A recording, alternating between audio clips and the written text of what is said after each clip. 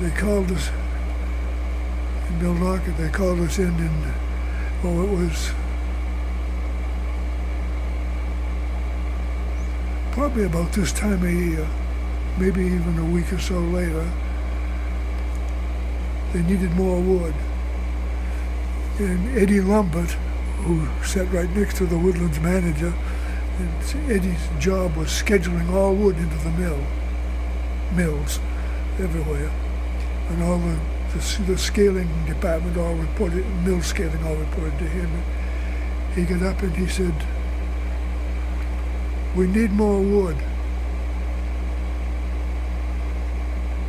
And a young fellow was, the hell was his name, Steve, something from up in Oakfield. He got up and he said, "Do we really need more wood?" He said, "Or is this just one of those goddamn exercises that you put us through every once in a while?" And Eddie got back up and he said, "Cross my heart, Steve." He says, "We need more wood." So then they're going around the table to see, can you get any more wood, say. So, didn't I tell you about this? Anyway, Bart Harvey was Woodland's manager, and he said to me, he says, could you get more wood? And I said, yeah. He says, could you get 5,000 cards and have it delivered between now and then, the extra? I said, oh yeah, no problem. I had some big contractors, and they just waiting for her to say, cut more wood, because they had their overhead all built in and everything. This would be gravy for them, I said, no problem. You sure? Yeah, no problem.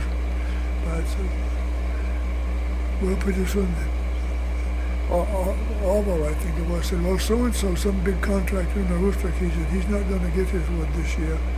He's told what his problems were. And they got back to me, and so Bart said, could you get 10,000 cards more wood? And I said, yeah, no problem. You sure? Yeah, I said, no problem, Bart. They went around again, and could I get 15,000 cards more wood? And I said, yeah. Then pretty soon they get back, could you get 20,000 cards extra wood? And I said, yeah, I can. You sure? And have it delivered? Yeah, no problem. So then things began to calm down a little bit, and I said, Dumas, who was one of our big contractors, Dumas was a guy that he was trying to borrow some money. They called me to want to know if he was going to have a job the next year. He wanted to borrow $1 million, and they said, how will you pay it back? Logical question. He said, I'll pay you back $1,000 a day. So he's turning a lot of money over us. Anyway, Dumas was getting into mechanically producing wood with a limit, and so I said, we had a school, they were teaching delimber operators and all this and that, and they went for each class went about 6 weeks, and they had 2 instructors, and those 2 instructors reported to the Harry Courtois, the manager of personnel.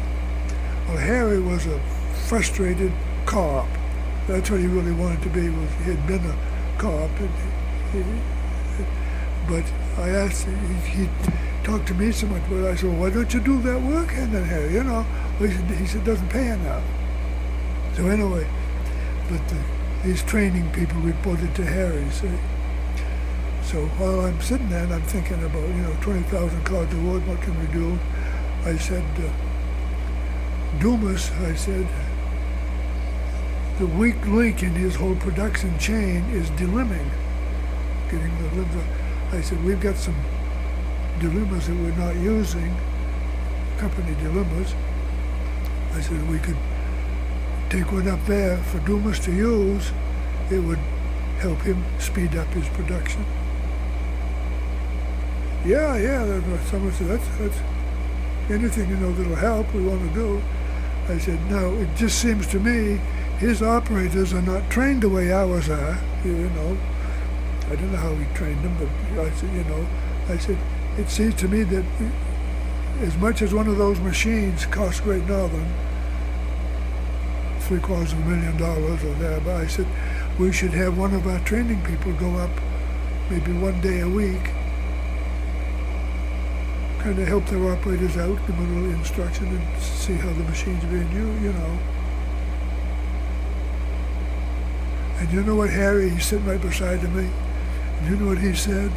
He didn't want to send one of his people up there for a day, you know. He said, over my dead body. Well, you know, when you need wood, that's why you're all in that room. You need wood. You know, that's kind of basic.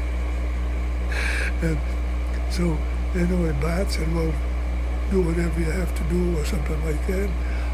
Orville sitting right across the table from Harry, you know. He leaned over very calm and quiet, where he said, where do we go to view the body?